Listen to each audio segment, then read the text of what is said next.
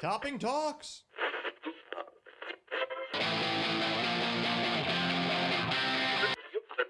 105 hours a week, can't be beat.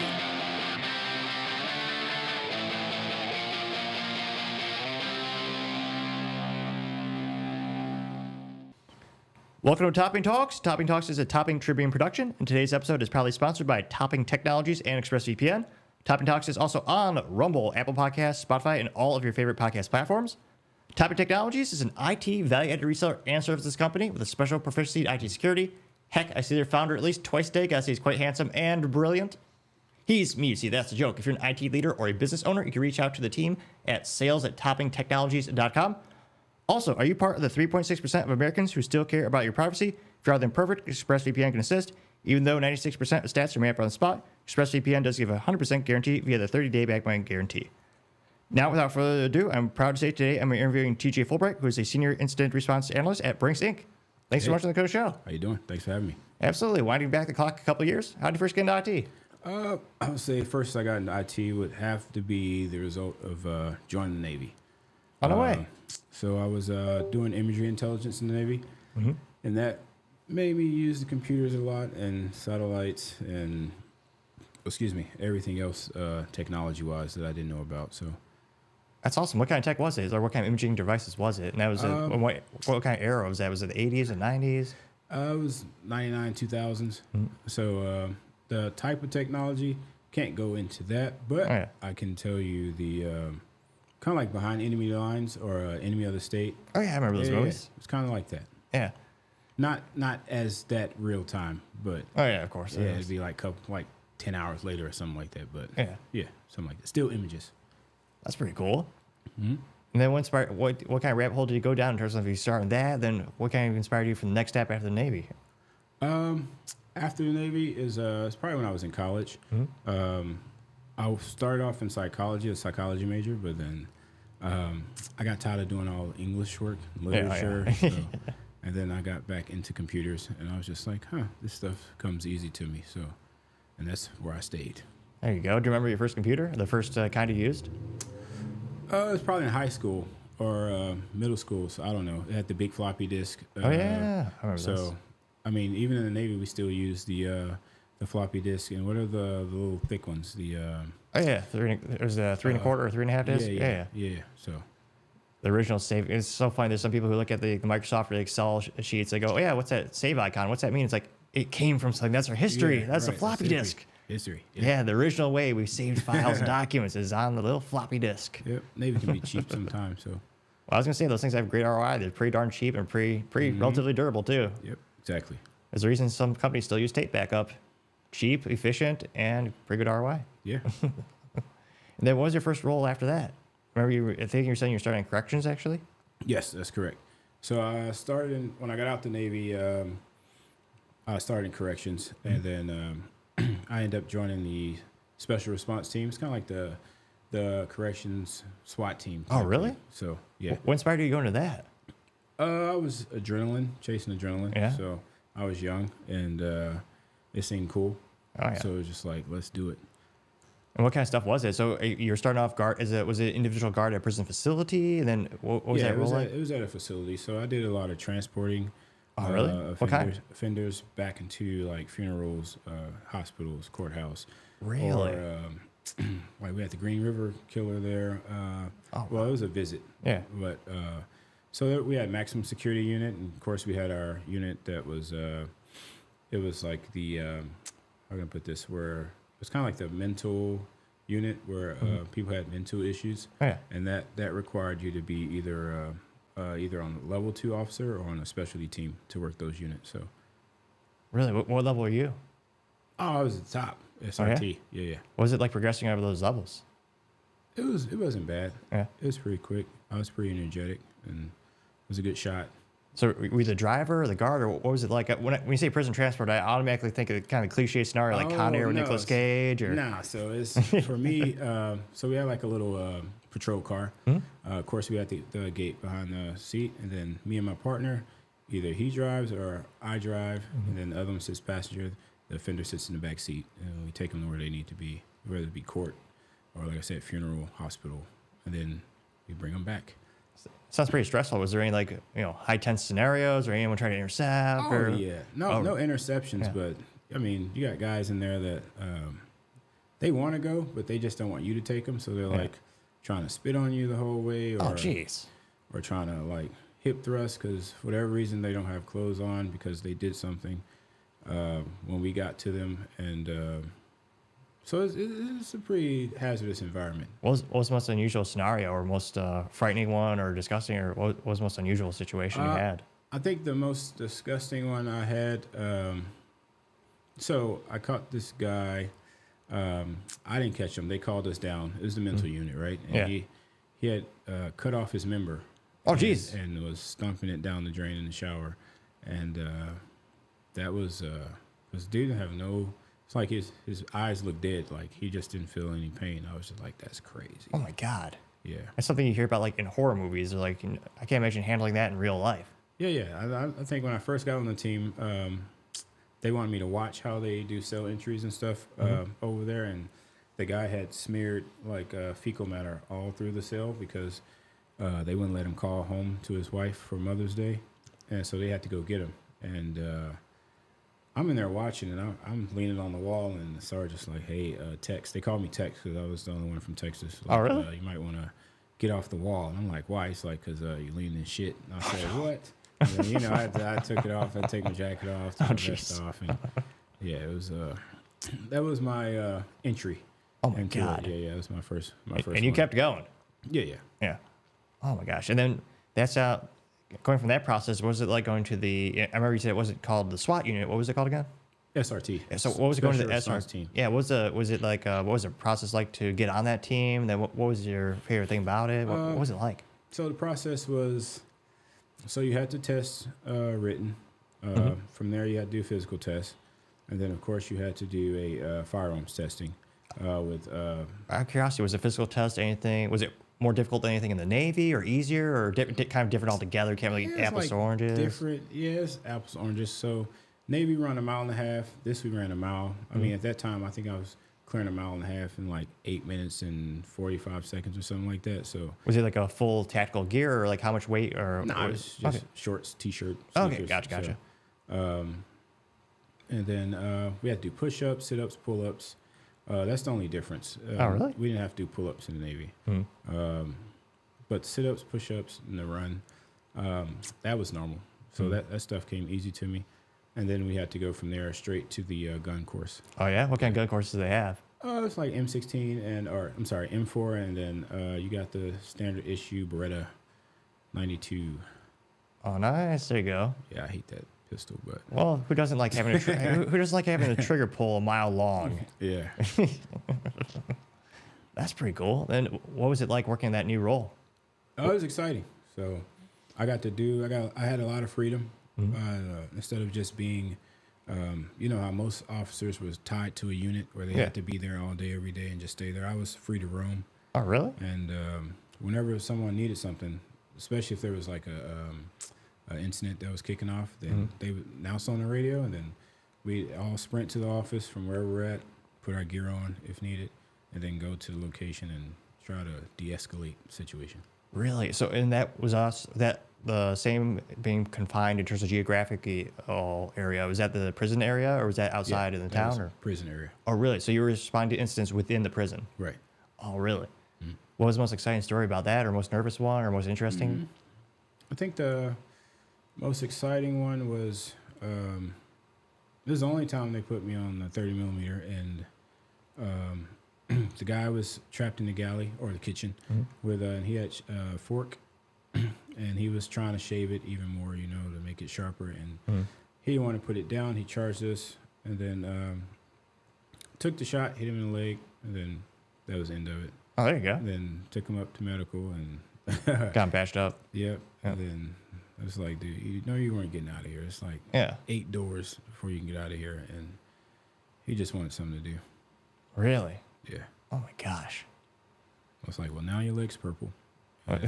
Yeah. You can't walk right, so. Yeah, that was smart. Jeez, oh my gosh. Plus, people don't realize how quickly someone can get at you with a sharp object. Oh, yeah. It's like, it's not in the movies. You got a fraction of a second for that reaction time. Once they're too close, you most humans, based on reaction time, it's too late. Oh yeah, in training they were practicing the 21-foot rule. So it's just like average adult could probably cover 21 feet before you can pull your sidearm out the holster. So make sure you have enough distance. Right, and people don't realize how fast people. I mean, with all adrenaline, people don't realize how fast people can run. Right. And what inspired you to move on to your new role from that? More adrenaline. Oh yeah, more adrenaline. Yeah, just want to get out of being confined to the prison and just do the city. So. Oh really? Yeah. So then you became a SWAT for the city? Yeah. Oh really? That's pretty cool. Yeah. Did you have to go through a different training regiment or qualifications? Yeah, what was that like? It was a whole lot tougher. Oh really? Yeah. I'm actually surprised. I thought it'd be almost easy because I mean I think of high danger scenarios. I almost think intuitive maybe the prison would be more stressful or more qualifications, but maybe because you're interacting with civilians and maybe that's why it's a little bit more stringent. Or I wonder why it's even more difficult. Yeah, I mean just the physical part of it getting in. Oh really? Yeah. So that part was kind of the tougher than the prison. What kind of training was it, or how did the training differ? You have to constantly test and have to constantly stay in peak form, whereas the prison, it was a one and done thing. Oh, really? Yeah, so it was different. So, what kind of training was it, or was it not training? You just had to do a more difficult test. Yeah, more difficult test, and then the training. As far as like the weapons training, that was differently too. Oh, really? Because now instead of so at the prison when we did our weapons training, it was just like, all right, go to the range. You're a 50-yard shoot. Yeah. We're gonna tell you your score. Same thing with the pistol. You're gonna start at 10 yards, walk backwards, and keep shooting, and we're gonna tell you the score. And that was it. There wasn't a lot of. We did team training inside of like one of the conference rooms where we would go over like level 2 restraining, and we would go over how we should position offenders and stuff when they try to do stuff. But that was it. But it wasn't nothing like out there like how you breach a door or how you turn corners, because we didn't have to do that in the prison. Right. So that's what I mean. It was totally different, a lot tougher. So. And then what was your favorite scenario, or what was one scenario that really sticks to you to this day from that experience? I think just the training, just clearing the house. Oh, really? Yeah. So that was pretty fun. Definitely. What was it like doing it in the real world? Like, I guess it's a whole different adrenaline rush when it's going from train to real? I didn't get a chance to in the real world. Oh, no? So, no. I wish I did. But then I actually, after that, I actually got the feeling I wanted to move back home. So I actually came back home and tried to join Dallas PD so I can join Dallas SWAT. And, they told me no, because they told me the prison had me on probation still. Really? Yeah. So, and because of that, they couldn't allow me to join. I was like, what? What? Yeah, I was like, but I was on the SWAT in Seattle. Yeah. Yeah. They was like, we know that, but because the state trumps the city, and the state corrections has you on probation still, so we can't employ you. And I was like, that's crazy. That's ridiculous. And then I went back to school. There you go. What did you go to school for? This time I got my CCNA, CCNP. I was starting to do the networking thing. Nice. And then...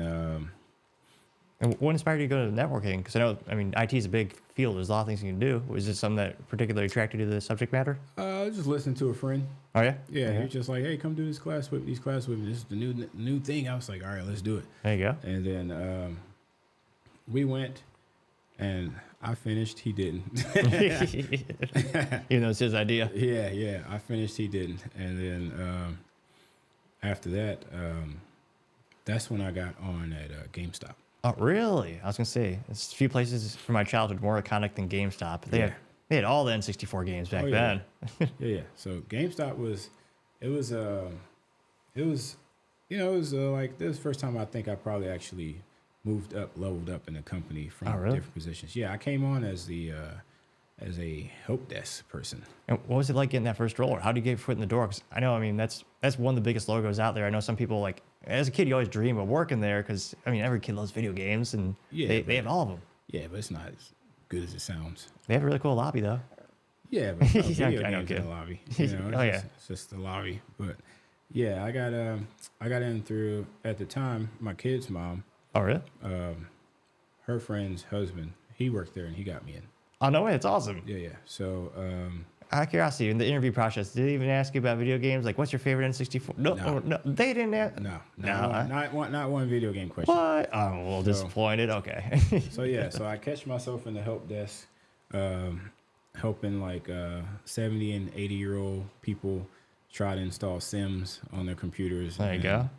Just to realize the computers don't have the correct specs. Oh, yeah. To play the game, and I'm just like trying to explain it to them, and then I end up hitting my limit. And, so were you help desk for the corporate office, or you help desk for the end users who are buying products? In the corporate office, but helping the end users. Oh, that's really cool. Okay, I can't imagine how frustrating that'd be, because when I was a kid, like, I don't know, to me the computers seemed to be much more limited. Every time I really wanted a game, I'll never forget, I got Lego on a CD game called Lego, where you build stuff on a computer. Right.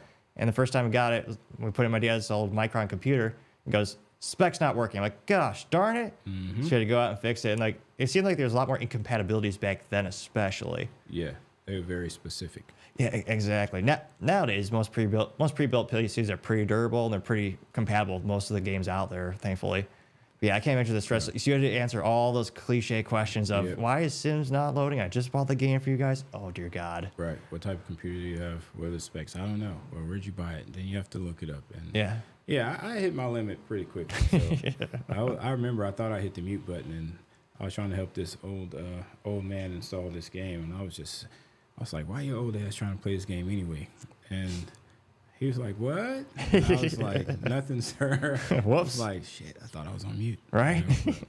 I was like, I gotta get out of here. So I left that team. Mm-hmm. I moved down to operations. Oh, and nice. then operations was more just like watching the servers, make sure they don't go down, make sure the memory doesn't run out, that type of thing. Back when they were all on-prem. Yeah, it got me off the phones, so I was happy about that. What was it like learning about the new subject matter and going to the data center side of everything? It's pretty cool. Yeah. Yeah, it's pretty cool. We really didn't do any much every night. We played we had like a Nerf hoop up. Oh, really? So we shot Nerf hoop. There you go, I like that. And then any system link parties or any LAN parties? Nah. What? No? Oh, okay. Well, we did play Mario Kart. So everyone had a Nintendo. I don't think it was a Switch or a DS at the time. Yeah. And we all link up and play Mario Kart. There you go. I like that. Yeah, so that was pretty cool. And then I noticed there was a job posting for entry-level network engineer, 0 to 2 years, CCNA, CCNP preferred. I was like, that's me. Let me go. You got it. Let me go see if I can jump on the networking team and get out of operations. So went and talked to the manager of networking, and he told me, I want somebody with at least 1 year of experience.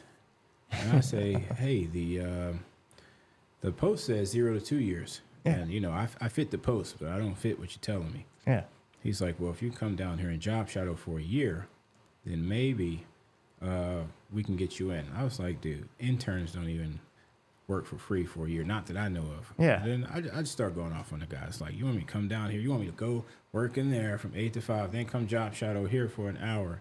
Yeah. Like, man, that's fucking stupid, And when the job description literally says, 0 to 2. Yeah, I was like, and you want me to do it for a year? Like, that's crazy. I'm like, all you do is copy and paste the data into the routers anyway. It's not like you typing it in by your hand. It's not custom code. Yeah. And then when I was going off on him, the director of IT heard me, and he was like, hey, TJ, can you come over here for a second? He was like, TJ. I was like, what? And I'm looking. I was like, oh, shit, that's the director of IT right there. Oh, jeez. Yeah. He's like, hey, come talk to me for a second. I was like, all right. I was like, fuck, I fucked up. Were you worried you were going to get fired or what? I didn't think I was going to get fired, but I thought I was probably going to get some type of disciplinary. Yeah. So, but went over. He was like, hey, I heard the conversation. I'm going to tell him to change the post to what he really wants because that's misleading. You get a bunch of people applying that you don't even really want. So precisely. He was like, but I have this new department I'm starting called the SOC. And he was like, if you're willing to be my first guy in, and say you're done with networking, I'll let you be the first guy in the SOC. He's like, do you know what that is? I was like, nah. So you put in your seat, you put them on your feet, right? That's my parents thought. Yeah. Yeah, I was like, I have no idea what that is. And he was like, security operations center. You ever heard of cybersecurity? I said nope, but fuck them guys. Let's do it. Let's learn something new. Giddy up. Let's do it. I like learning. You know, Yeah. so I'm like, let's go do it. He's like, walk me back into the room I just tried to get out of. Yeah. And said, this is going to be the SOC. All You right. guys are going to have all these desks in this L right here. I said, all right, cool. He said, I'll be right back. Just wait right here. He went and he got like a stack of books, like this tall. And he was Like half a yard. yeah, he was like, Gosh. these are all your tools. Read the books, learn how to use them, learn how to engineer them, and Oh, then jeez. learn how to use them as an analyst. And then you're going to be the one teaching everyone when we bring them in. I There you said, go. crap. But it was exciting to me. So I was like, something new, learning something new. So I took the books, took them home with me. And then I would get off work at 5. It'd take me like an hour break, eat. And then I'd probably be up from like 6 to midnight just reading through the books. And Oh, then, wow. 6 hours every night? yeah, and just be like, oh, I want to try this when I go back to work. Or I want to try this. I want to try this. So I'm making notes in the book. Yeah. You know, I got the sticky Yeah, notes. yeah. And I'm gonna save this page because I'm definitely trying this when I go back. And of course, curiosity. I took the network down, Yeah. playing around with the tools. Whoops. But, yeah, I thought I was gonna get fired again. You know, Yeah. but I fixed it. There you go. There you go. As long as you And fixed then, it. Yeah, I still got in trouble. Well, I was just like, we need a test environment. Yeah. Did they not have a testing environment? No, I was playing around in prod, which is, Uh-oh. yeah, I didn't know at the time Yeah, that, yeah. you know, that's a bad thing. You live and you learn. Yeah. Yeah. Yeah, I learned quickly. Right, right? Yeah. And then, out of curiosity, do you remember the books, what they were called, or do you remember which one was your favorite? Oh no, I don't think I had a favorite. No. I had ArcSight, super slow. Oh yeah, I remember that. Sim. We had McAfee. They used to be so good back in the day. Yeah, we had Yeah. McAfee. He had a book on utilizing was that M3 or not M3 O365. Oh yeah. I had a book on Imperva, how to do the web application firewall. I had a book on it was a while ago. I had a lot of books. Yeah. But those I probably remember those because those are the ones I hated the most. But Oh really? Yeah. The ones that stuck out a little bit harder. You Yeah, remember yeah. kind of having to read them. right. Oh yeah. Other stuff I can scan and just Kind of pick up pick up, intuitively. but those I had to. Damn, I gotta focus. yeah. Then what was it like building out the SOC team? And was it like how do you like teaching others? And It was pretty cool. Yeah. So I had a lot of fun because I felt like teaching others helped me reinforce what I was learning. So definitely. it worked out for me. I mean, it worked out for them too. But yeah, it's pretty cool. I think a lot of those guys now are I think one guy's still there, but most everyone else has already branched out and left. Oh really? Yeah. Yeah. I was gonna say that's nice thing about Texas too. There's a lot of opportunity here. You can't Oh, yeah. I was gonna say you can't go 2 minutes without a new company coming here or a new one, or the one's expanding. Right. So that's one of the greatest things. A lot of opportunity. Oh yeah, and it was fun. And So what do you do after you built out the SOC team? I left. Oh yeah, where do you go from GameStop? When I left GameStop, I went to where did I go? I think I went to Dealer Track, right? Was that Hewlett or was it Hewlett Packard? No, I had a short stop at Dealer Track. Oh yeah. It was only 3 months. They told me I was going to be leading a cybersecurity team, but I ended up building websites for car dealerships Oh yeah. all day, so I left there. And then I went to Hewlett Packard. There you go. Good old HPE. Were you at the old EDS headquarters too? Yep. Dude, I swear we probably walked back to each other and didn't even know it. Big campus. Yeah, I mean Yeah. that's the first big company in Plano, Texas. Yeah, Yeah. Ross Pro and EDS. Oh, And, yeah, right there on Legacy. yeah, 5400 Legacy Drive. Yeah. I'll never forget my time there. I mean, Yeah. it was so sad by hearing how like the people that worked there for decades, they were telling us like, oh yeah, like to this day, like there's still the on-site gym, the doctor, pharmaceutical. Like they used to have like the on-site car repairs. Like if your car was bad, go to work, they would fix it for you. Like they had the discounted gasoline, they had the golf course. Like it was amazing. It was the Google of the time. And unfortunately, like main businesses just kind of Oh yeah. a couple bad shots and I was there when it split. So Oh, when it really? split between HPE and HP Inc. oh yeah, do you still have your HPE mug? No, Oh, they didn't give you one? I don't even remember. That's one thing Two. it was one of the few things they gave me in that job. They Yeah. gave us the little branded mug with the green rectangle. Like, all right, you're now HPE. I don't remember that. Or no, you got split off into the DXC team though, right? Yeah, I was actually in the HP Inc. team. Oh, really? The printers. Oh, yeah. Printers and laptops, yeah. So they split. The company split. There's HPE and HP Inc. It was still MSSP. oh, so okay. HPE handled all of the server storage networking. That's where I was. Yeah. And they did the SOC portion of that. They did all of the customer clients. So my role there was to be an incident responder for working HP Inc., but doing incident response for HPE. Oh, really? Yeah. That's pretty cool. Yeah. So you still kind of got to work with both companies. Yeah. That's pretty cool. Get to do both, so it's pretty cool. Yeah, so did you work in the SOC Center building? Yeah, in the with the giant screen. Yeah. That's really cool. Yeah. We got to tour that like one time, and I think by then they were actually shutting it down. And that place did everything. Yeah, it was cool. At the cafeteria. And oh yeah, I was there. Yeah. You didn't have to leave unless you really just wanted to, you know. Yeah. They had that nice gym. They had the nice ponds too. Could eat out there. Mm-hmm. It's a great place. It's so sad that the company went under. You know, they split and sold it off, and I guess now it's getting revamped for pharmaceutical campus for research and development. Oh, so nice. Thankfully, oh yeah, exactly right. Yes, love Texas, but it'll be nice to see the building stand. I hope they keep the eagle statue in the God's pod with the God's eye, the current place up there. I would actually leave my building, go to the other buildings. Oh yeah, the data center ones. Yeah, because they had better cafeterias and. Oh, they did. I didn't get to see those. Yeah. Oh no, I think I was there for like 3 weeks when they didn't have space with us at the 5400 when they first started the sales team there. Mm-hmm. So we were at that data center for like a little while. Just remember it was nice and cool in the summer. So I remember that cafeteria a couple times. But yeah, we didn't get to stay in that cool building too long though. Oh yeah, I was roaming. I'm on lunch. I'm roaming. I'm trying to see wherever I can get in and where I can't get into. Right. You know? Yeah. And what was it like working with I can only imagine the type of cybersecurity offensive malicious actors that was going after HPE. What was it like working on that team, protecting them and everything? It was pretty. It wasn't. So I guess HP had their own. They had another SOC which watched them. We watched the clients of whoever's service for the MSSP. Oh, okay, gotcha. That's pretty cool. Yeah, we watched those guys. So there you go. And then where do you go after HPE? I went to Texas Health Resources. Oh, really? So what was it like pivoting and going to healthcare? Was new challenges or exciting? Man, so many challenges. It was like you learn so much in healthcare. A lot of regulations. Yeah, they don't pay much, but what they don't pay you in money, you make up for in knowledge gain. So it was, that was like the eye opener for me. I still remember my manager, Mark. Oh, really? Yeah, Mark Villanova. That dude he was a wizard. He was teaching me all kinds of stuff. So what was the biggest takeaway or the thing that he taught you remember to this day or that meant the most to you?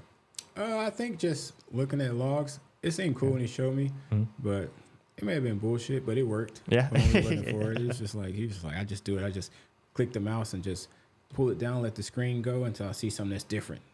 There you go. And it was just, the screen was just, and I did it. I tried it. I said, and I say, oh, stop it. And I was like, oh, that's different. And I was like, that's it. And there you go. It worked. I was like, is that a real skill or is that just bullshit? But it worked. You know? Hey, if it works, it works. Yeah, it worked. But yeah, healthcare was crazy because you got HIPAA, you got PCI, you got PHI, you got PII. Oh, yeah.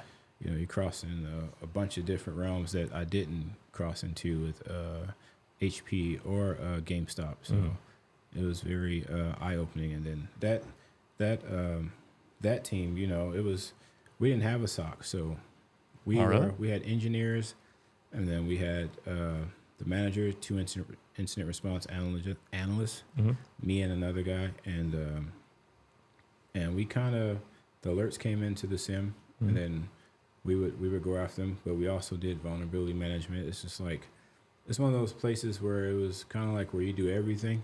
Yep, you got to wear a lot of hats. Yep. A lot of opportunity, though. Yep, a lot of opportunity to learn. So exactly, that's what it was. So, what's your favorite tool when you're working there, or your favorite thing that you learned in particular?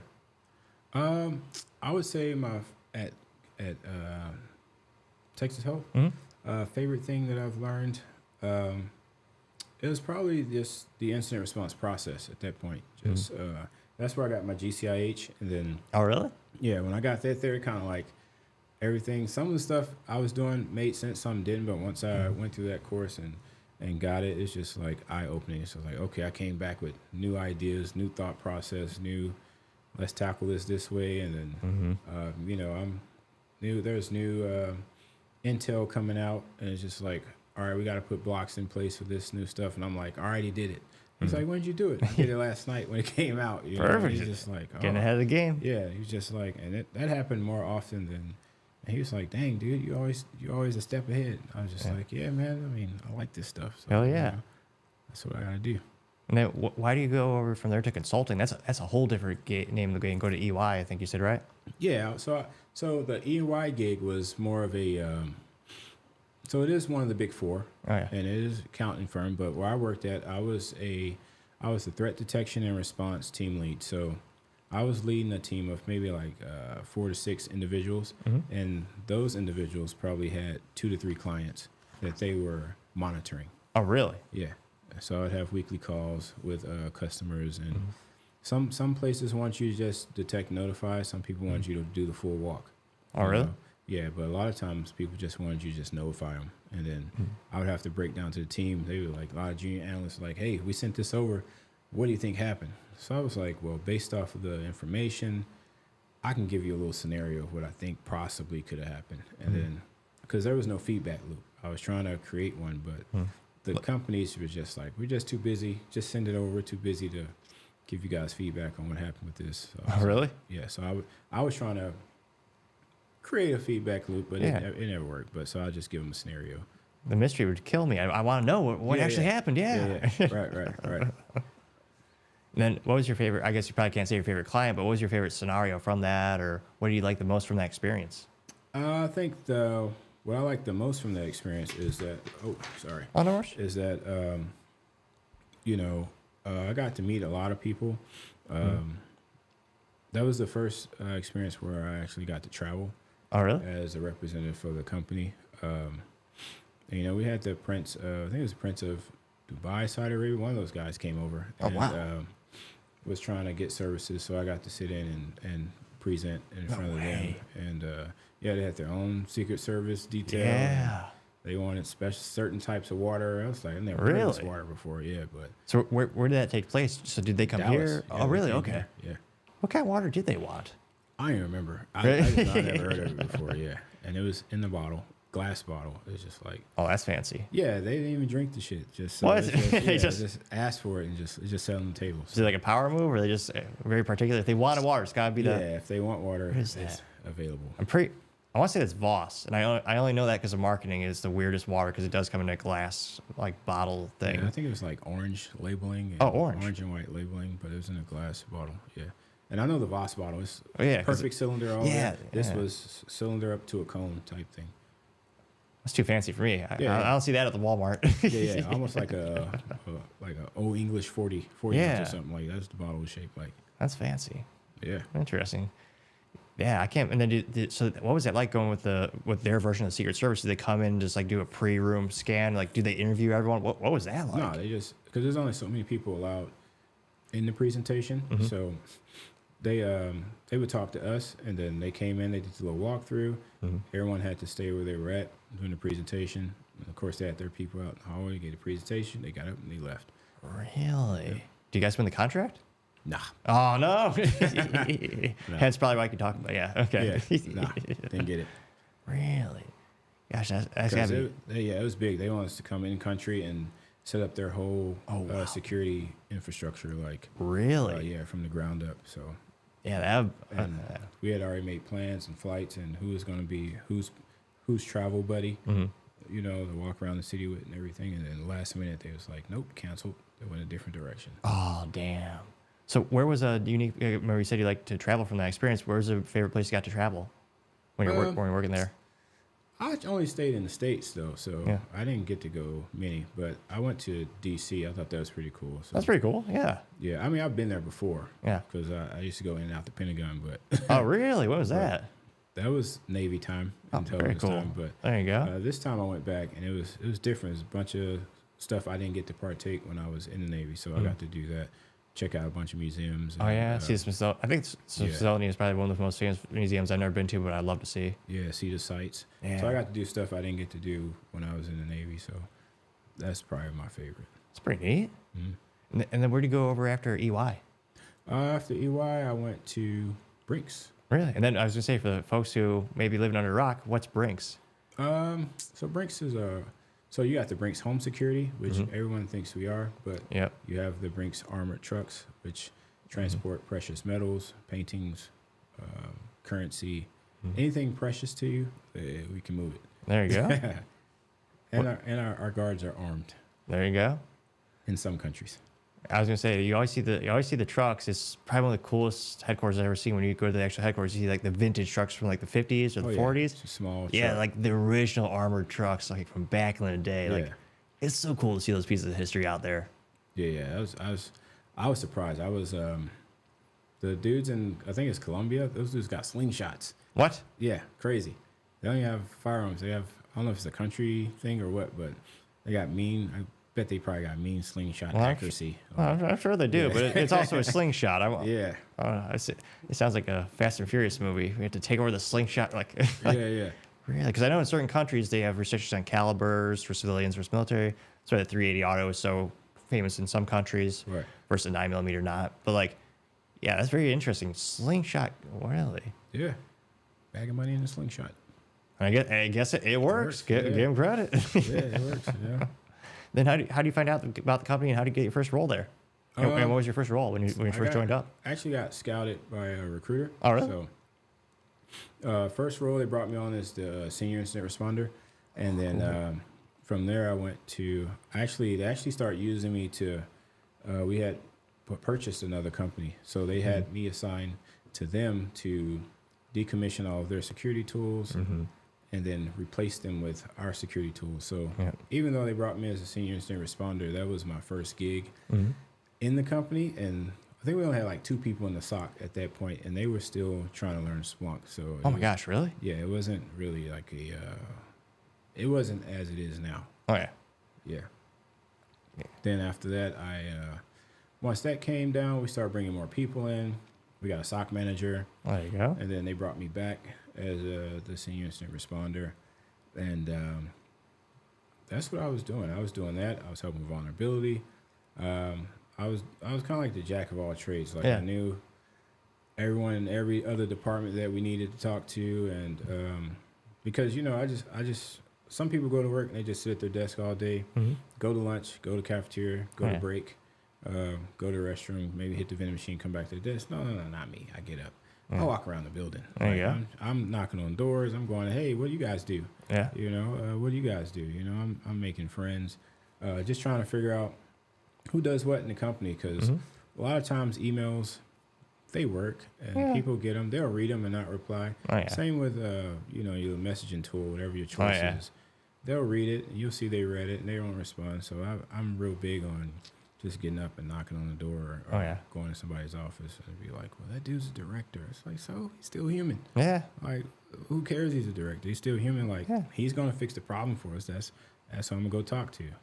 He puts on his pants one leg at a time, too. Yeah, exactly. And I don't know, people get afraid when they see titles, but I'm just like, dude, we're all humans. We're all on the same team. Yeah, we all got the same goal, protecting this company. Oh, yeah. And if I got to go walk in their office, then that's what I'm gonna do. Yeah. Yeah. I was gonna say, especially nowadays, imagine how many emails they get.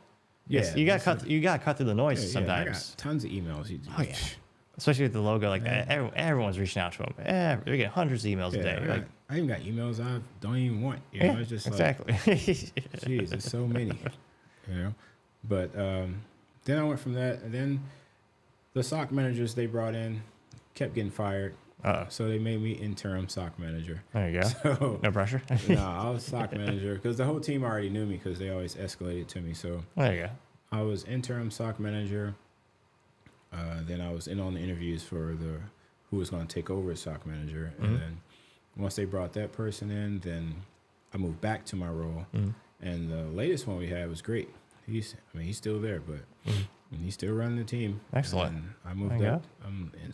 Excuse me. I'm the team lead for the SOC. Awesome. But I'm one of the incident commanders. They end up making him director and doing away with the SOC manager position. So it's pretty cool. Absolutely. What kind of stuff do you see that you're allowed to talk about? Because I can't. Every time I hear your company, I just think of like the Fast and Furious, like someone's trying to hack in so they can find out where the painting is and intercept the truck. It's just like any other company. You get a couple fish, credential harvesting. Email compromise, account compromises. Hey, can you change my account to this accounting and routing number? So we get a lot of stuff as some of the other companies. It's not. We get more as far as complacency and the trucks opening up while driving on the highway and money flying out, then we get robbed. So, Really? Yeah. So What? We have more mistakes like that than The we do. the human error. Yeah. Okay. Than we do with people getting robbed. That sounds like that sounds like a movie. Oh my gosh, just driving. Oh yeah, the truck's open, money's flying everywhere. Like, everywhere. What? Yeah. And then you see it on the news. It's like, man, I wasn't that far. That's happened. Yeah. Oh my gosh. Unfortunately, the law is not finders keepers. If you see that money flying out, you can't just reach out and grab it when you're on the highway. Yeah, but I mean, I don't know if they track it or whatever, but oh yeah, you find it. I mean, hey, good to you. yeah. Good for you. You know? Oh yeah. I'm sure it's insured. I'm sure. Oh, yeah, these days. Oh, of course. Yeah. Yeah. But yeah, so it's just like now it's pretty cool. Been through 3 CISOs. There you go. Got a new CIO and another CISO. There you go. And they're making changes now. Oh yeah. Everyone's got their new flavor, new spice, Yeah. new methodologies they want to try out. Yeah. Everyone wants to make their splash. So There you go. So I'm just sitting back waiting There you go. to see what's coming. Sounds like a good plan to me. Oh yeah, all the technology is getting ripped out and replaced. Well, of course. Yeah. So Well, again, everyone has their own ideas. Yeah. Unless So that's- it's just like, all right. All right, trying to dust off those, or Yeah. dust off, or get the new books and start reading those Yeah. again. Yeah, That's what we're about to do, huh? We're doing this, so Yeah. let's go ahead and get it going so we can learn and get up to speed. Yeah, I was gonna say that's probably one of the most one of the few guarantees his life has changed, especially in IT. There's always new tools, there's always new methodologies, Always new attacks, people. Oh yeah, exactly. Oh, very new attack true. methods. Yeah. It's just like it's ever changing. I think that's one of the things my favorite part in this type of field is that I mean every day is different. So Oh yeah, I mean, I tell my guys, I say, if you come to work and you haven't learned one thing today new that you didn't know yesterday, like you wasted your day. oh yeah, Like you should learn something new every day in this field. It's no way you cannot. Yeah. You know, you can't know everything, so you should be able to learn at least one new thing every day. 100%. Yeah, and then sometimes I used to ask them, "What'd you learn?" I learned on the Mac, Control V is paste. I was like, dude, get out of here. You know? You're pulling my leg. Yeah, you yeah, never knew that. Yeah, but they make fun of me sometimes, but it's pretty cool. Well, absolutely. Yeah, it's one of those things where that's why I love cybersecurity. Is there's always new things, always new variables, always new attacks. It's like servers can be cool, but servers, you got like 3, maybe 4 major manufacturers, and every year they get a little bit faster, a little more secure. But how secure are they really? Precisely, yeah, exactly. It's like you hear the stories of even the shipping trucks. They'll hijack the servers. They'll put their own stuff on the firmware. They'll put malicious spying stuff on that, trying to keep it high level for the parents listening. But it's like, oh yeah, all of a sudden the servers will just talk to home base. All the secret sauce that you got, all of a sudden it's not yours anymore. Malicious actors got it. Hey, yeah, they own it. Yeah, exactly. So it's. I mean, we're a global company, so it's just it's in, I think it's like 52 different countries or something like that, and we're the global SOC's based in the U.S., but we have counterparts in France, UK, all around the globe. So it's pretty cool. Everyone reports back to the U.S. So what's it like working with all those different countries, all those different compliances, all those different teams? Oh, yeah, it's what's that like? Different companies. I mean, not companies, but different countries. Oh, yeah. Different accents, different personalities. Like you said, France, different compliances. So, you got GDPR you got to think about when you're dealing with them. And then, yeah, it's challenging, but it keeps you on your toes. Oh, definitely. Do you ever get to travel over there, or what's it like working with them? Oh, yeah. So we get to travel working with Brinks. Cool. And it's not bad. Yeah. Where's your favorite place you got to travel to? Well, I've been to Italy, but... Oh, really? Yeah. That's pretty cool. They I don't think anyone else has, though. Oh, yeah? Like, everyone's always volunteering, like, hey, I can go to France, or hey, I can go to India, or whatever. It's like, we'll see if we're going to send you guys down there. Or I can go to Colombia or Mexico. Yeah. Yeah, so everyone always rogers up to go out of country, but it's like, hey, we got this new, the CEO just reported this phishing email. Who wants to take it? And it's just like crickets. Oh, yeah. Just like somebody picked this up. Right. And then everyone starts throwing in the chat what they're doing, already working on. It's just like, all right.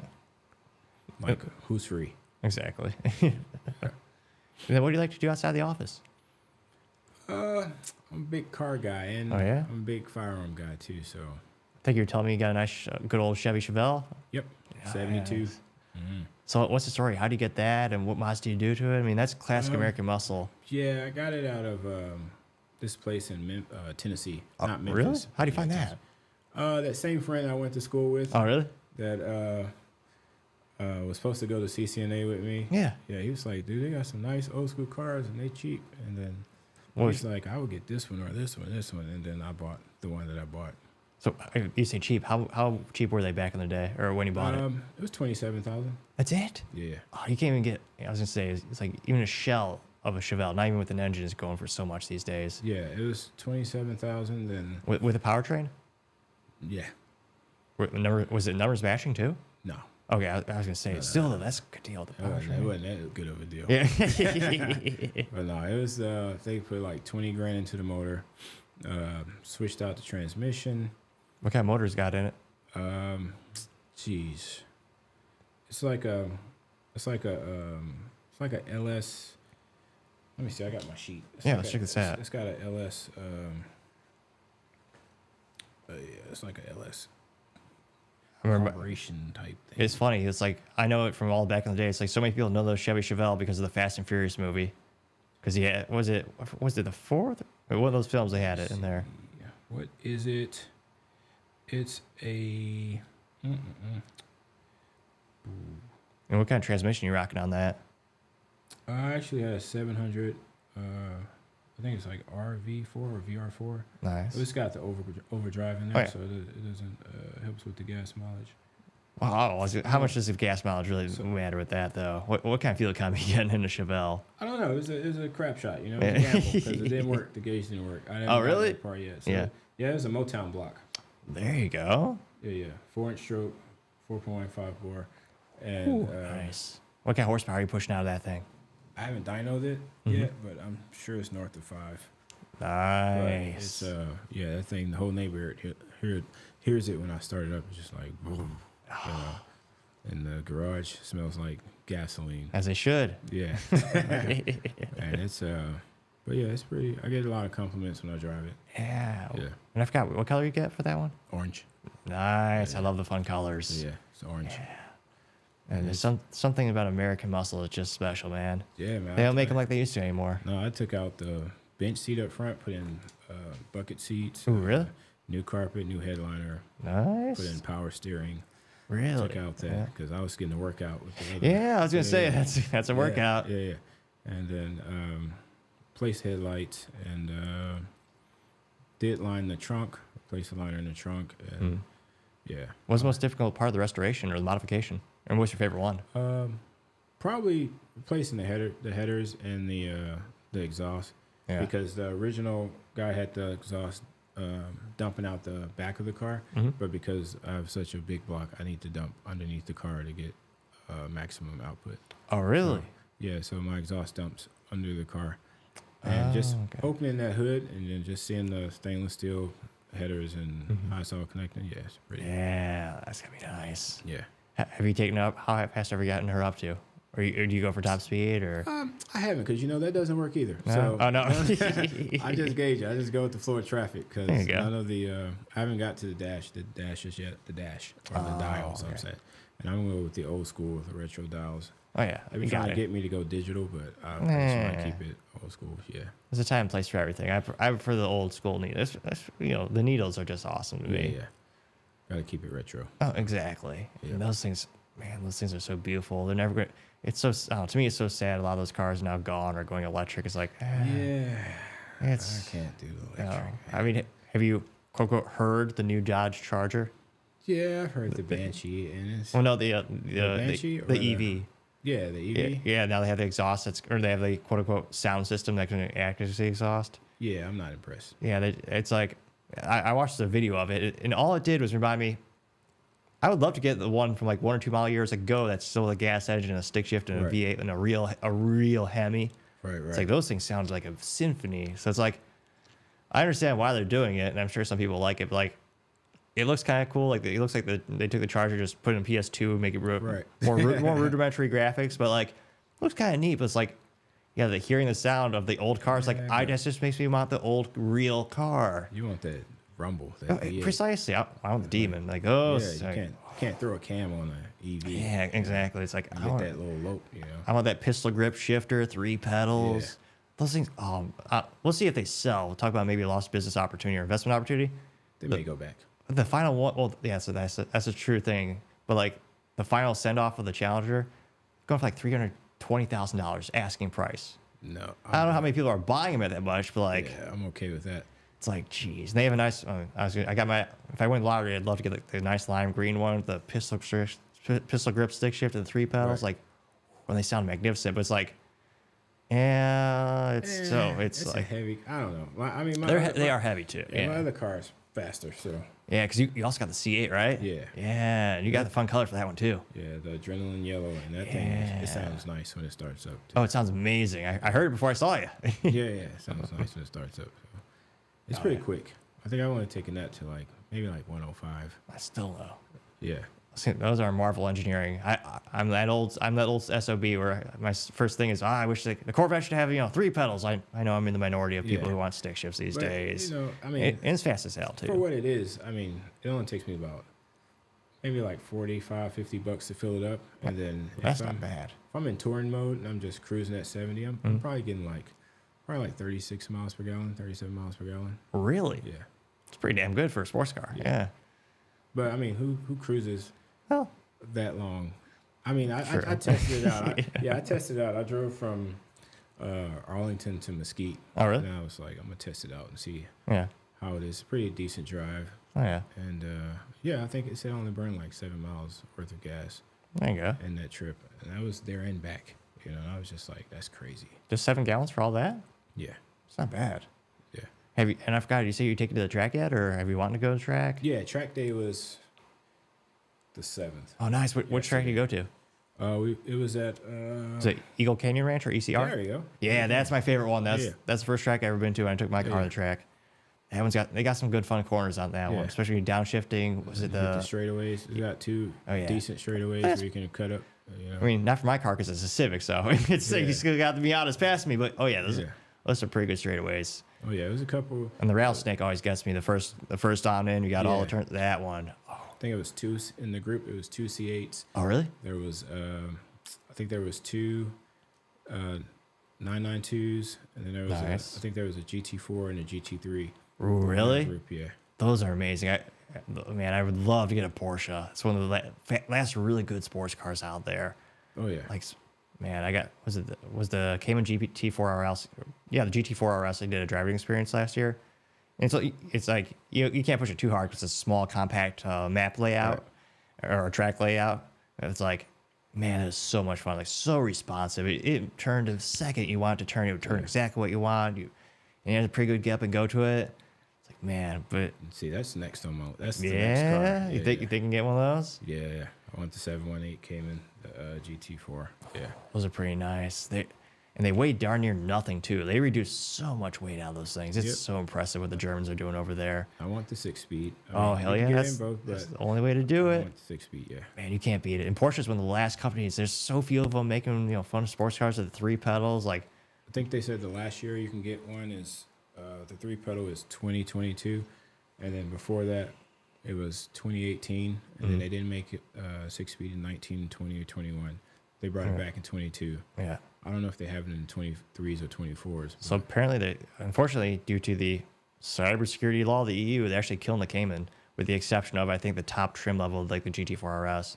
Yeah. It's like in 2025, you can't get a entry level Cayman anymore, which breaks my heart because Wow. I mean, bang for your buck. The entry level Porsche Cayman's a really good value. Yeah. And like again, it's still relative to the market, it's still very expensive. I think they started at like 72, which again, it's a lot of money.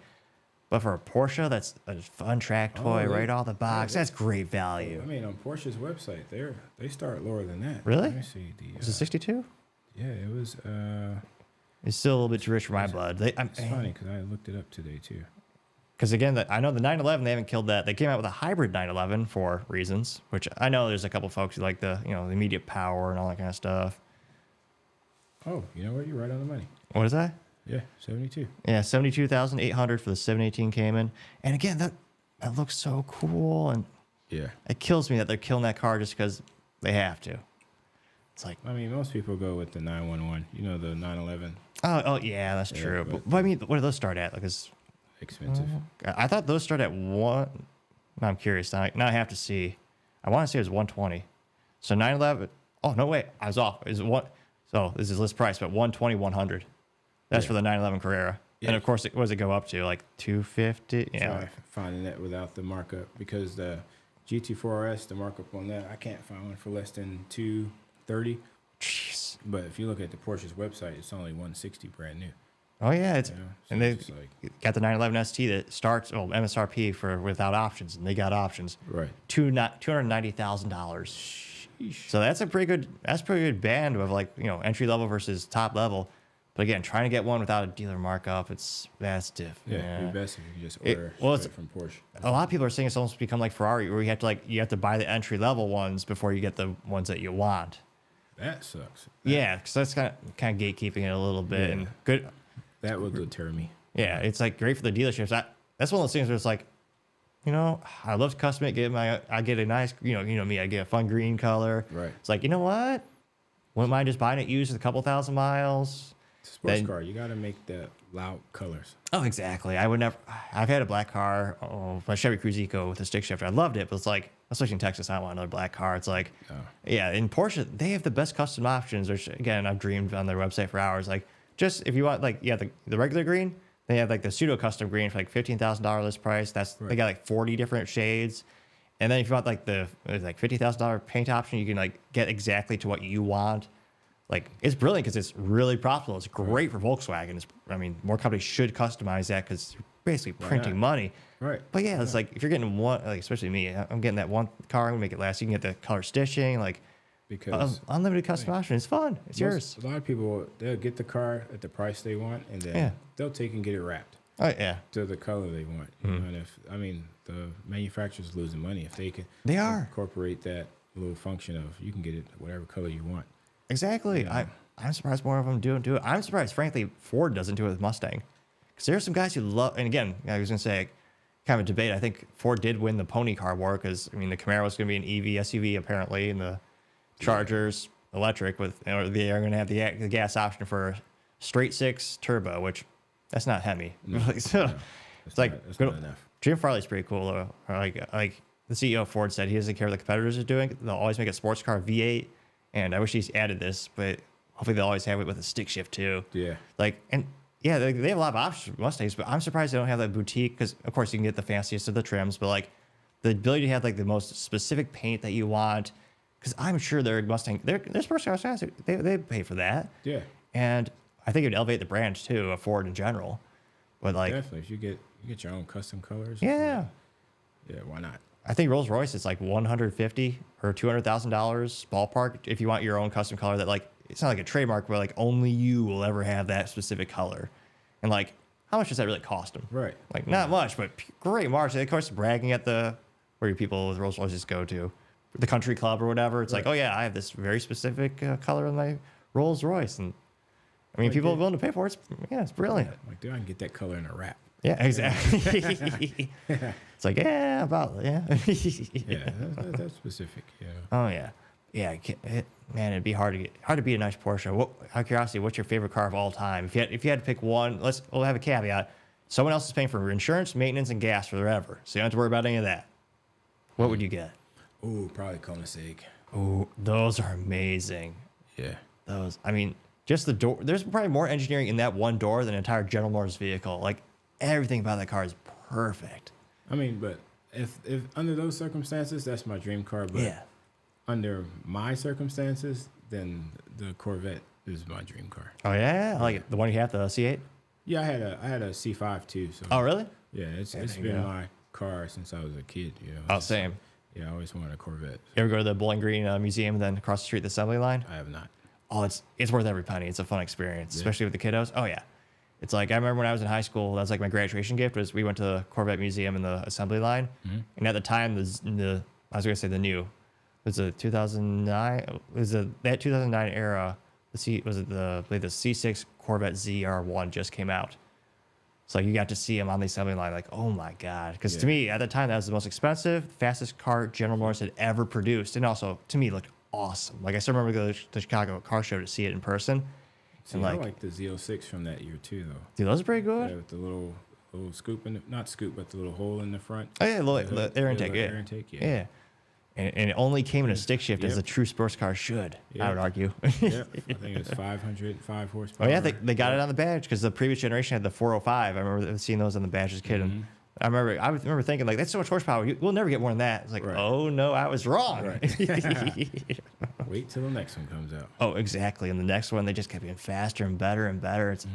It's amazing. I mean, to me, that was like the pure Americana sports car. It's like half the price of a European import and better value, better performance. Do the same thing. Yeah. Not better. Yeah. Oh yeah.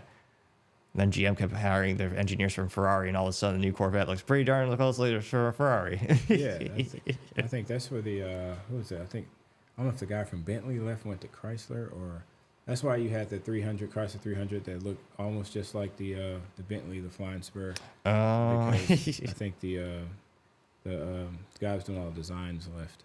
Oh, it's a lot of those times where they just hire the architect or the engineer and be like, hey, you designed really. Remember the Chrysler PT Cruiser? Right. GM said, hey, that's a pretty cool design. Hey, buddy, you want to work for us? So they hired that guy, and they went over to General Motors and made the Chevy HHR. Remember that thing? Oh, yeah, I remember. Yeah. Yeah. And GM used to be so, I don't know, it used to take more risks to make fun cars. They had an HHR SS with a stick shift and a turbo. Wow. There's like 20 people who bought it and wanted that car. But like, talk about a fun, cool thing to have at a car show or just like to own. Like, yeah, we're gonna put a turbo in this. We're gonna put a stick shift. Like, I think one of my favorite GM cars is probably like the 96 Impala SS. Oh, really? Those are pretty cool. The big one. But then I also like the, I think it's the Ford SHO. Oh, yeah. People don't realize what that some people don't even know what that show is. Yeah. It's like that's their performance department back in the day. Big 4-door. Yeah. They used to do the coolest stuff over there. It's like they made some cool, man. Now you got me thinking, what would be my favorite GM car? Or you know what car is underrated, doesn't get enough love? The Chevy Cobalt SS.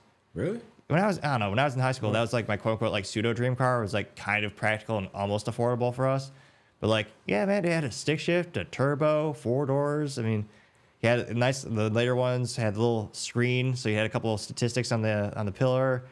And back in the day, it was so cool. It had the USB plug-in so you could connect a smartphone to it, like, and the headphone jack. Now, to me, that was so cool. I would say the same thing about the what's the Pontiac? What was it, the G6?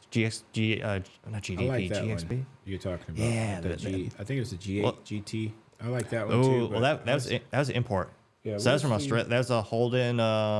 Yeah, because that was an import from Australia. They just put the body panels on it. what was the one that had like the LS engine? The Pontiac G8, and then Pontiac. It was supposed to be like the newer version of an old school Pontiac. Oh, the Pontiac GTO. Yeah, Because they 2004, 2005, they imported that Holden. Yeah, had the or LS Holden motor in it. Yeah, one of my friends went through like 3 of those. He loved them so much. Yeah. And he just built out the engines more and more. Had a stick shift in that thing. Took it to the track, broke the engine, built it again. Just again. LS. I mean, it's easy. Yeah, it's one of the. I mean, if GM made a good product, if of all things they made, that was the pinnacle. Yeah, and I mean, I had a friend had a neon SRT for it, and that No thing way. I think it's pretty zippy, man. Yeah. It's really a little turbocharged 4-cylinder was moving. I actually saw I was at the grocery store like 3 weeks ago. I saw one there. It was nice neon. That's going to neon with neon paint, of course. It was nice orange. I had to get a picture of it. It's like, yeah, that's how I learned how to drive in stick shift. One of my best friends had a black SRT4, and like, yeah, again, no one except a gearhead would know that car on the streets because it just looks like a slightly better neon. But again, 4 cylinders, turbo. It's got that nice big old stick shift in the middle, ratting around. Big old brakes up front. The gauge clusters are white background. It popped a little bit more. Like, man, those things are so much fun. Again, they're such gems because no one saved them. So, like, if you find them out there for sale, good luck. Yeah, they're a pretty penny because, again, like just like boys' toys, like that's why I like collectibles. Like, oh yeah, you don't treat them properly. They destroyed them as a kid. But if you're remaining there out there, they're gonna be demanding a pretty penny. Like the S2000s, they still charge a high price on those. So. I still kick myself for not buying one when I could have years ago, or when I could have stretched and got one years ago. Like those, they'll never go down in value. I don't think. Not financial advice, but like getting a good Honda S2000. They're still 20 plus. Oh yeah, and those are with 75,000 miles plus. Yeah. Because again, with the current EPA and safety regulations right now and the current market shaping, there's 1% chance Honda will ever make a 2-door coupe with a stick shift and 4-cylinder and Perfect 50 to 50 body weight ratio. The VTEC going all the way to 9,000 plus RPM. Yeah. Like, I got the privilege of being a passenger in one of them a couple years back. And that engine roared. You were smiling ear to ear. Yeah. And like, especially the CR editions, the last year, the performance track ones, those are going for like $80,000 to $90,000. Right? And it's crazy. But yeah, it's one of those things where it's a perfect balance. It's a Honda, so it's bulletproof or damn near. Yeah, the engine is going to be good. Oh yeah. I mean, man, I almost, again, knock on wood, my car won't have any issues, but I almost wonder, like, if my engine does blow, what do I replace it with? Good. Put a Type R engine in there, maybe. It's like, yeah, the S2K. Every once in a while I'll daydream and look at, like, well, I'm old school, so I'll look at like cars.com, like Auto Trader, like when I was a kid. Like, yeah, how many Honda S2Ks are out there? There's a fair amount. Where are they priced at? Oh, yeah, damn. Ridiculous. There's like one cool dealership that like kept one. It's got like under 5,000 miles. And of course it's roped off. They want like 95,000 or something like that, which sounds crazy. But man, they're not going to make it again. Like it. Yeah, I mean at 95,000. I mean, I couldn't. Something. I mean, that puts it in a whole nother stratosphere. Yeah, but it's like something completely different. Oh yeah, it's like, I mean, Honda makes great stuff. I wish they make another like two-door dedicated like sports car. Like, I know they have the Civic, but they killed the coupe, so now it's only 4-door. Yeah, like this old Civic SIs. And, I love mine. Mine's the last generation. The Gen 10 was the last one with the coupe. I remember, what was it, 99? They had that special blue. Oh, I know what you're talking. Yeah, SIs, the Civics. Yeah, I like that. they make some cool stuff. It's an underrated car. It's like they got some fun stuff. They got rid of the Preludes. Oh, those are. I mean, I was a kid. Those are really cool. That and the Mitsubishi 3000 GT VR4. Love that car. Those are so. And again, you can't like they're going for like they're like turbo. They're going for like 45K now plus. Jeez. Like damn. Like, I like the old school Eclipse with the turbo versus. Oh yeah, those are cool. When they changed it, it's just like. You know what's heartbreaking? The new Eclipse is an SUV. Yeah. Oh, still going down the drain. Mitsubishi, why? Yeah, the iconic tuner car. Like I was gonna say, how much can we attribute the popularity of those cars to like the Fast and Furious franchise? Like 95%. Yeah, like probably a lot. Why do people want a Mark IV Supra? Like you know, Brian O'Connor, or Paul Walker, the actor, played that role. It's like, dude, that car went for 500K too. The movie prop one. Right. It's like, oh man. It's like that's crazy. It makes sense though. Everyone wants to buy back their childhood, and I mean, Toyota makes bulletproof stuff too. I mean, the Supras, you can build those up to like 1,000 horsepower. Like that's all. Oh yeah, that's so cool. I was in Japan and they had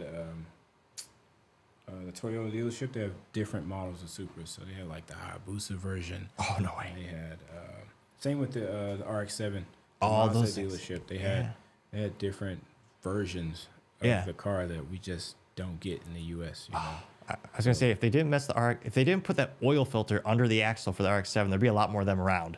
Yeah. Like, oh my gosh, in order to change your oil, you had to remove the axle to get to that filter. Like, why did they do that? Why? Because so many of them got destroyed because no one did the maintenance on it. So finding one of those, a good RX-7, shoot, good luck. Yeah, have fun. Yeah, it's like, no, when I was a kid, I really wanted the RX-8 too, with the suicide doors. I had one. Oh, really? When I was going to get my CCNA. Yeah. And then it got totaled, and that's when I got my first Corvette. Oh, nice. What was your first Corvette? The C5. Oh, the C5? Nice. Those, again, you can build those up. You have so much fun with them. I love them. Yep. Put me like a little Borla exhaust on there. Ooh, nice. Silver. Silver seats, so it was cool. And I think you're telling me also a little bit into guns too? Yep. Yeah. So, again, there's a special path to go down the fun NFA route. What got into the NFA items? Or I guess for the folks who don't know, there's fun laws. If you're into guns, you got to go, obviously you're a law-abiding citizen, you got to make sure you follow these. So the NFA law, it's been on the books for way too long. You need to overturn it, but it's the National Firearms Act of 1934. So that means if you want to buy which again, you can if the state allows you to, you can buy a suppressor, a short-barreled rifle, short-barreled shotgun, machine gun, destructive devices, aka grenade launchers. However, you need to pay the U.S. Treasury Department a $200 tax stamp. You also have to get, disgusting. The one time in my life I'll say thank God for inflation, $200 in 1934 translated to now would be about $4,800. So that's a one-time inflation was good for the American people. But you have to have your photo taken like a prisoner. You have to have fingerprints. You have to have extra paperwork. In the process, depending if you buy an individual versus trust, again, not legal advice, could take anywhere from a couple days to 6 months plus. So again, you can buy all these fun toys, and I warned people, it's addicting because I went down the same path too. And all of a sudden, well, you know what? Why don't I have a suppressor for every caliber so it's even more fun to shoot? So what was your first NFA item, and what inspired you to go down that fun path? My first one was probably the can for my 9s. Oh, really? Yeah. What kind of 9? The can or the firearms? Oh, both. I have many. What was the first one though? My first 9mm. That you put the can on. Oh, it's probably on. I put it on a CMG Banshee. Oh, nice.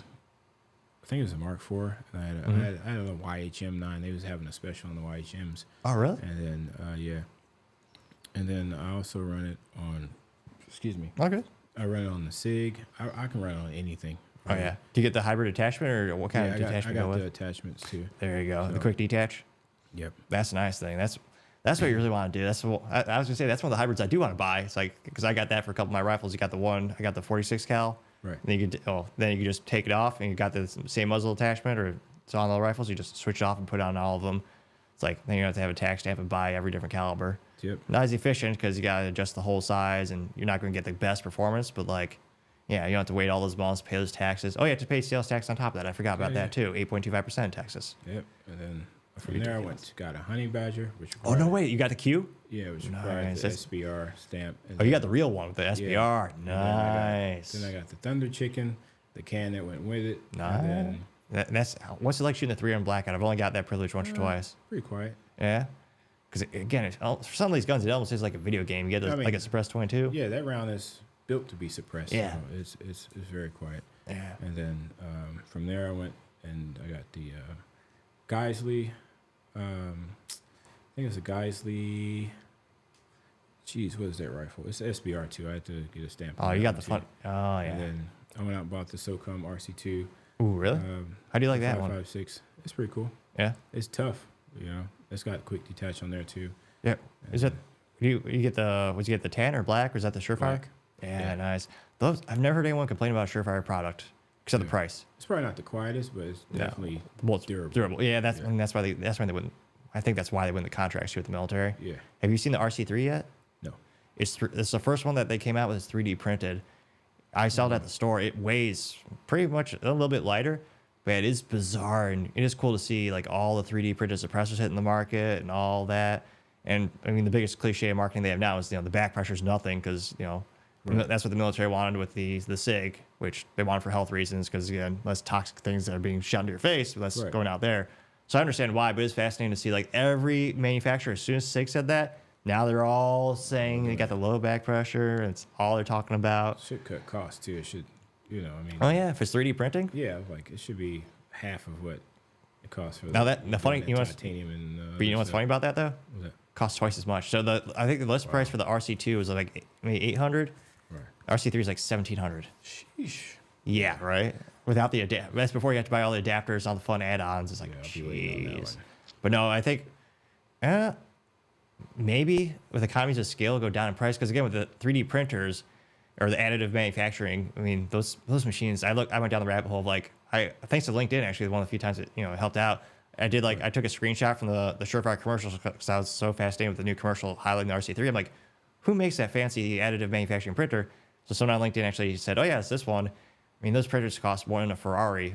And also, like, I have a couple friends in manufacturing. They tell me how specific you have to take care of the maintenance on the machines, and how fine and how the particulates and everything and all the additives that you have to filter it, make sure you only use a certain amount of contamination, otherwise it goes wrong.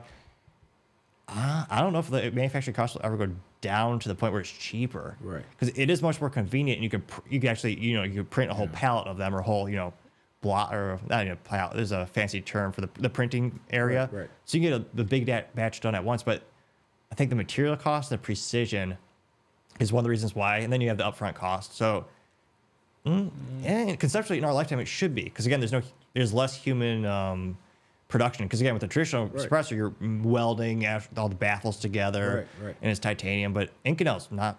That's not cheap. That's Daniel Defense makes theirs out of Inconel. I think pretty sure Surefire is as well. But it's really cool, because again, with 3D printing, you can get whatever shape you want. You can get more efficient. I know Huxworks is another famous one where they got say it's like a jet engine with all the little fins in there. and they make them really quiet. So it's really cool. And hopefully within our lifetime, we'll just print it at our own homes. Hopefully someday, at some point, right? So, It's like, that'd be pretty cool. I think I have like a can for almost every caliber. What's your favorite suppressed to shoot? Probably the 300s. Oh, really? Yeah. Yeah. That's pretty fun. I don't know. To me, there's a certain fun thing about shooting suppressed 22, especially if you get subsonic ammo. Oh yeah, it's quiet. Oh, it's like an airsoft toy. Like the loudest noise in the room is that bolt going back and forth. Yeah, that's it. It's like it's so much fun, especially if you get a nice range or like when my cybersecurity company, if you do a private event, we get our whole bay to our whole room to ourselves. And every once in a while, like the beginning of the end, we'll ask the range officer, be like, "Hey, can we take off our earmuffs and shoot the 22 suppressed?" He's like, "Yeah, you got the room." And there's something like so surreal about you're shooting indoors, no hearing protection, but you got that little 22. It's like, right. I mean, it's funny. We rent all the machine guns, all this cool stuff. It's like that little thing gets more people's attention than like the full auto, like was it the B&T? Yeah, again, makes you think like how the movie displays. That's the funny thing. Everyone thinks suppressors and they think it's just like the movies. True for the 22 with maybe subsonic ammo as well. Everything else, like you've basically just not as painful to shoot. Like a 5.56, like that's still not pleasant. Yeah. And then there's some guns where like you just don't want to shoot without a suppressor. Once you have a can, you won't go back because it's so loud and miserable.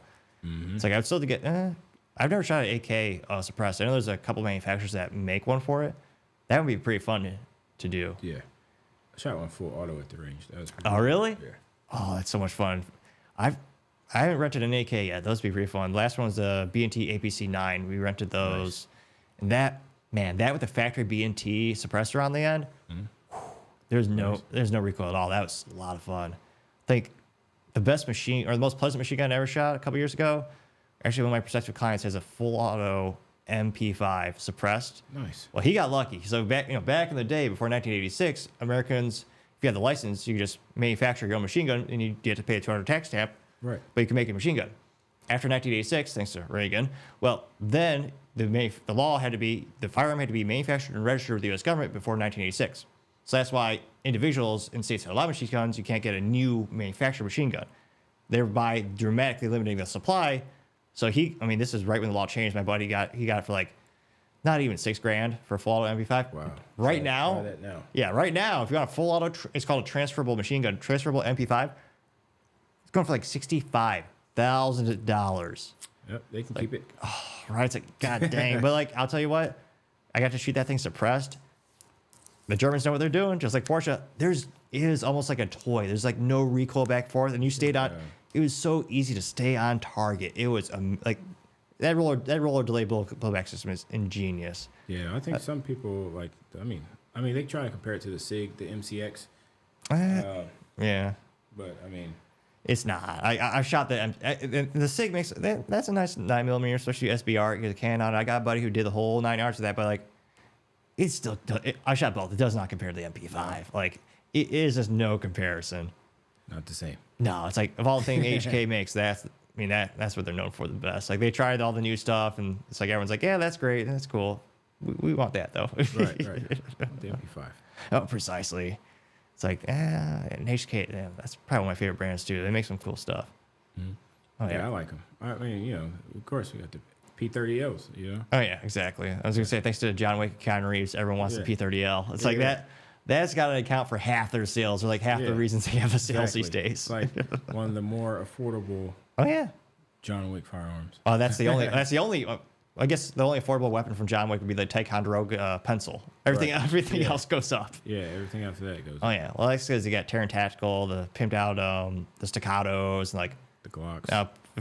Even the pimped out Glocks, like people don't realize, like, oh, yeah, that's like $2,000 plus. If you could find it too, you could like try to find one in stock. And the SIG MPX, that one, that's like $6,800, $7,000. When you can find it. The M4, the Benelli. Oh yeah, yeah. But yeah, who wouldn't want one though? It's like, that, especially the Pit Viper. Yeah. Ooh. I want one of those. Which I'm going to say, for those who aren't the guns, that's a Terran Tactical one. That's the one he uses in the latest film. Yeah. And that thing's like, again, if you can find it in stock, it's like $7,800. Yep.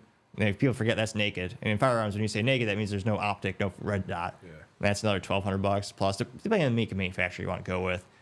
It's like just set aside 10 grand. before you know it adds up. Yeah. Before you know it. Yeah, definitely. Oh yeah. And what do you like to do with the kiddos these days? We do a lot of movie watching. There you movie go. night. Well, it's summertime. We had movie night, so Yeah. yeah, and that was pretty cool. We sometimes we go to Main Event. Oh, there you go. They like that place. They got some fun games over there. Yes, I don't. They, No. they love it. You know, I mean, I don't say I don't love it. Yeah. But it's really just for them. I just Yeah. be on dad mode. You know, just Oh, yeah. where's that kid at? Where's that kid at? You know? Where's they at? Yeah, tracking them down. But most of the time, we get back home, pop some popcorn, we get the showers, get on the couch, get blankets, There you go. watch a movie. It's never a movie of my choice, so. Oh no. So I guess you got to see all the Disney classics a couple times by now. Yep. Watching Disney, watching America's Funniest Home Videos. Oh yeah, I forgot about those. Do they still have them? Yeah, on Disney Plus. Really? That's pretty cool. I didn't know they had that. Yeah, I have to watch all that stuff. Oh no. My daughter, she'll watch the John Wick movies, but my son won't. He doesn't like the violence. So What? Yeah, he'd be like, "Oh no, that's blood. I'm out of here." What? He doesn't want. I was gonna say it's such a foreign concept to me. Someone saying they don't want to see a Keanu Reeves movie. Like what? Yeah. But he's 7. I'm sure he'll grow up. Oh at yeah. Oh some yeah. point, Yeah. but Yeah. Before you know it, he'll be asking you, "Kai, when can I drive that Corvette? When can I shoot that gun?" Before you know it. He said that's his college car. Oh yeah. There you go. Well, that's my car for college. I said, all right, it's still here. Right. You go to college, then sure. Hell yeah. All right. Cool. Well, thanks so much for coming on the show, TJ. I appreciate it, man. Thanks for having me. Absolutely. Sure. Thank you, everyone, for taking the time to tune it in. Don't forget, Type Talks is also on YouTube, Spotify, Apple Podcasts, Rumble, and more. Also, don't forget to take the time to like, subscribe, and comment. Give me a thumbs up or thumbs down. Let me know how I can do anything better. Lastly, don't forget to take the time to tell your family, tell your friends, tell your coworkers, heck, tell your enemies, tell anyone and everyone. Just stay safe. Y'all have a great day.